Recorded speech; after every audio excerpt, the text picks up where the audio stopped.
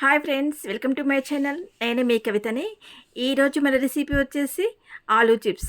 ఇంటికి ఎవరైనా చుట్టాలు వచ్చినప్పుడు ఈ విధంగా చేసి పెట్టారంటే ఎలా చేశారని ఖచ్చితంగా అడిగి తీరాల్సిందే. మరి చూడ్డానికే కాదు, రుచిలో కూడా అంతే టేస్టీగా ఉంటుంది. మరి ఈ ఆలూ చిప్స్ని ఏ విధంగా తయారు చేయాలో ఈ వీడియోలో సింపుల్గా చూపిస్తున్నాను. మరి చూసేద్దామా? ముందుగా 2 పెద్ద సైజు ఆలుగడ్డలను తీసుకొని చెక్కు తీసి మనం ఆలు బజ్జీలు చేసుకోవడానికి ఏ విధంగా అయితే స్లైసెస్ చేసుకుంటామో అదే విధంగా స్లైస్ కట్టర్‌తోని చేసుకొని పెట్టుకోవాలి. ఈ ఆలూ చిప్స్ చేయడానికి చిన్న సైజు కాకుండా పెద్ద సైజు ఆలుగడ్డలు, అంటే పొడవుగా ఉండే ఆలుగడ్డలు తీసుకుంటే చిప్స్ చక్కగా వస్తాయి. ఈ విధంగా తీసుకున్న తర్వాత వీటిని ఒక బౌల్‌లో కూల్ వాటర్ తీసుకొని 2, 3 సార్లు మంచిగా వాష్ చేసుకోవాలి. వాష్ చేసుకున్న తర్వాత వాటర్‌నంతా వంపేసి పక్కన పెట్టుకోండి.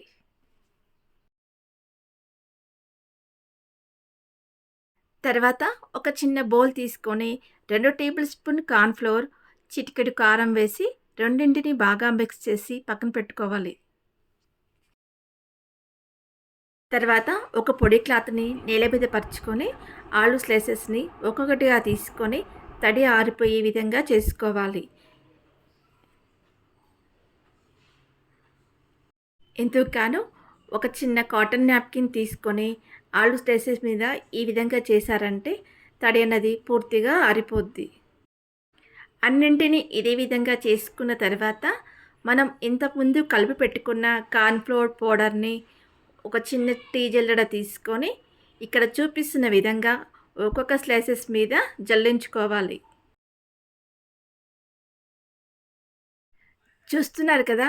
ఈ విధంగా చేసుకున్న తర్వాత ఒక ఆలు స్లైస్ పైనుంచి మరొక ఆలు స్లైస్ పెట్టి పైనుంచి రోల్ చేసుకోవాలి. ఈ విధంగా చేసుకున్న తర్వాత రోల్ ఊడిపోకుండా పానుపుల్లతో కుచ్చిపెట్టుకోవాలి. ఇక్కడ చూపిస్తున్న విధంగా చూసారు గదా! వీటిని ఏ విధంగా రోల్ చేసుకోవాలో మరొకసారి ఇక్కడ జాగ్రత్తగా గమనించండి. ఈ పాన్ పుల్లలు మనకి మార్కెట్‌లో బండ మీద దొరుకుతాయి. అన్నింటిని ఇదే విధంగా చేసుకున్న తర్వాత వీటిని ఫ్రై చేసుకోవడానికి స్టవ్ ఆన్ చేసి సరిపడా నూనె పోసి వేడి చేసుకోవాలి. నూనె వేడైన తర్వాత వీటిని ఒక్కొక్కటిగా ఇందులో వేసి మొదట ఒక నిమిషం లో ఫ్లేమ్‌లో పెట్టి తర్వాత హై ఫ్లేమ్‌లో గోల్డెన్ కలర్‌లోకి వచ్చే వరకు అటు ఇటు తిప్పుతూ ఫ్రై చేసుకోవాలి.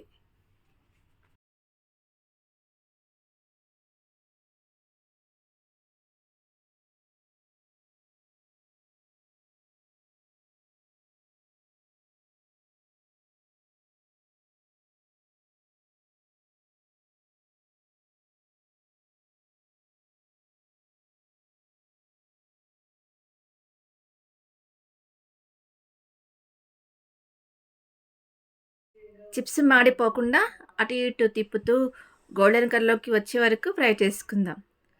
చూసారు గదా! ఈ విధంగా గోల్డెన్ కలర్‌లోకి వచ్చిన తర్వాత వీటిని ఒక బౌల్‌లోకి తీసుకుందాం. మిగిలిన వాటిని కూడా ఇదే విధంగా ఫ్రై చేసుకొని బౌల్‌లోకి తీసుకొని పెట్టుకుందాం. బౌల్‌లోకి తీసుకున్న తర్వాత వీటిని ఒక 3 నిమిషాల పాటు చల్లారనివ్వండి. చల్లారిన తర్వాత వీటికున్న పానపుల్లలన్నిటిని తీసివేయండి.